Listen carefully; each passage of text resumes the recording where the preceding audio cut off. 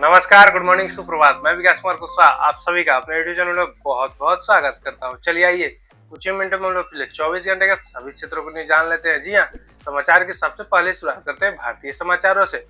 भारत में चार धाम यात्रा के लिए ऑफिशियल तौर पे पंजीकरण अब से शुरू हो गया है।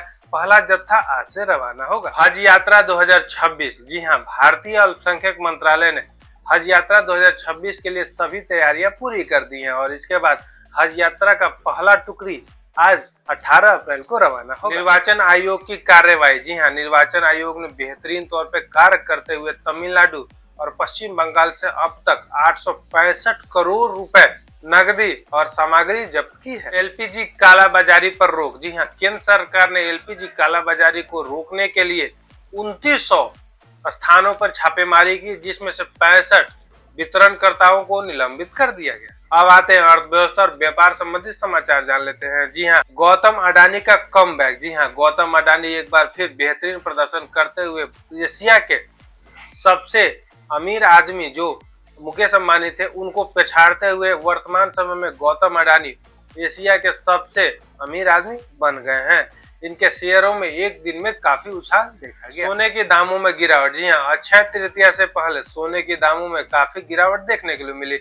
यह गिरावट ईरान और अमेरिका में तनाव के कम होने की उम्मीद पे नजर आ रही है। नतीजे। जी हाँ, रिलायंस इंडस्ट्रीज और साथ में आईसीआईसी बैंक अपने तिमाही के नतीजे को जारी करेंगे, जिसके लिए सभी निवेशकों का ध्यान पे है और साथ में रिलायंस 24 अप्रैल को अपना नतीजा जाहिर करेगा। अब आते हैं मौसम और पर्यावरण संबंधी समाचार जान लेते हैं। जी, आईएमडी ने झारखंड और राजस्थान जैसे क्षेत्रों के लिए हीट वेव की सूचना दी है। इसमें आईएमडी ने यह सूचना दिया है कि वर्तमान समय में गर्मी और भीषण होने वाली है, जिससे तापमान 43 डिग्री सेल्सियस तक पहुंच जाएगा। इसलिए हीट वेव की संभावनाएं सबसे अधिक है, तो आप अपना ध्यान अवश्य रखें। साथ में बारिश की भी संभावनाएं व्यक्त की हैं। आईएमडी द्वारा एनसीआर, हरियाणा और पंजाब जैसे क्षेत्रों में काफी धूल के साथ हल्के फुल्के बारिश की संभावनाएं भी व्यक्त की गई है। इसरो की चेतावनी। जी हाँ, इसरो ने हिमालयी क्षेत्र में मौजूद 130 ऐसे ग्लेशियरों, झीलों की सूचना दी है और साथ में चेतावनी व्यक्त की है, जिसको लेके आने वाले भविष्य में निचले इलाकों को में परेशानी हो सकती है। अब आते हैं अन्य महत्वपूर्ण समाचारों को जान लेते हैं। जी हाँ, कानपुर के एसजीएसटी विभाग ने कानपुर के स्क्रैप कारोबारियों पर छापेमारी की, जिसमें करोड़ों के टैक्स चोरी का खुलासा हुआ। अब आते हैं मनोरंजन संबंधित समाचार जान लेते हैं। जी हाँ, नई फिल्म स्वयंभू का रारा धीवरा गाना सोशल मीडिया पर रिलीज होते ही ट्रेंड करने लगा।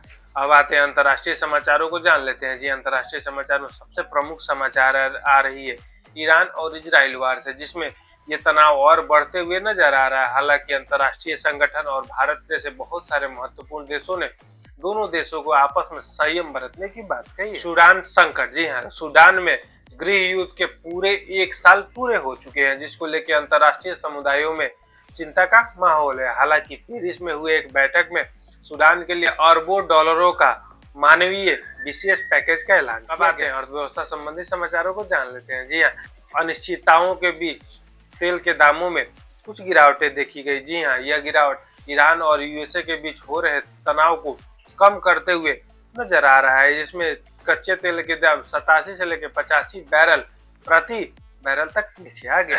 आईएमएफ का रिपोर्ट। जी हाँ, आईएमएफ के नए हालिया रिपोर्ट में यह दावा किया है कि आने वाले समय में विश्व की वैश्विक ग्रोथ रेट धीमी पड़ सकती है। जी हाँ, यह धीमी उच्च ब्याज दरों और साथ में वैश्विक अस्थिरता की वजह से मानी जा रही है। Take lay off. जी हाँ, टेक जायंट मेटा ने अपनी कई टीमों को पुनर्गठित किया है, जिसमें छोटी छोटी टुकड़ियों को हटा भी दिया गया है, जिसके बाद वैश्विक स्तर पर कर्मचारियों के बीच यह चिंता का माहौल है। विज्ञान संबंधी समाचार जान लेते हैं। जी हाँ, स्पेसएक्स का नया मिशन। स्पेसएक्स ने अपने फाल्कन 9 रॉकेट के जरिए 22 उपग्रहों को उनके कक्षा में सफलतापूर्वक स्थानांतरित किया। AI regulation. जी हाँ, यूरोपीय यूनियन ने एआई के नए रेगुलेशन को लेकर बातें चर्चा हो रही हैं, जिसके तहत एआई का सुरक्षित और सही उपयोग किया जा सके। इससे डीप फेक और डेटा सिक्योरिटी जैसे महत्वपूर्ण बातों पर ज्यादा ध्यान देगा। अब आते हैं पर्यावरण और स्वास्थ्य संबंधी समाचार जान लेते हैं। जी हाँ, दुबई में आई खतरनाक बाढ़ के बाद अब स्थिति नॉर्मल हो चुकी है। जी हाँ, वैज्ञानिकों ने इसे जलवायु परिवर्तन से सीधा जोड़ा है। Blood flu. जी हाँ, WHO ने अंतर्राष्ट्रीय स्तर पर मनुष्यों में H5 N1 बर्ड फ्लू की अधिक संक्रमण को लेकर चिंता दर्शाई और साथ में अनेक देशों को सतर्क रहने की भी सलाह दी है। ये रहे पिछले 24 घंटे के सभी क्षेत्रों को महत्वपूर्ण न्यूज। आपसे मिलते हैं कल नए वीडियो में नए समाचारों के साथ। तब तक अपना ध्यान रखिए। नमस्कार, जय हिंद।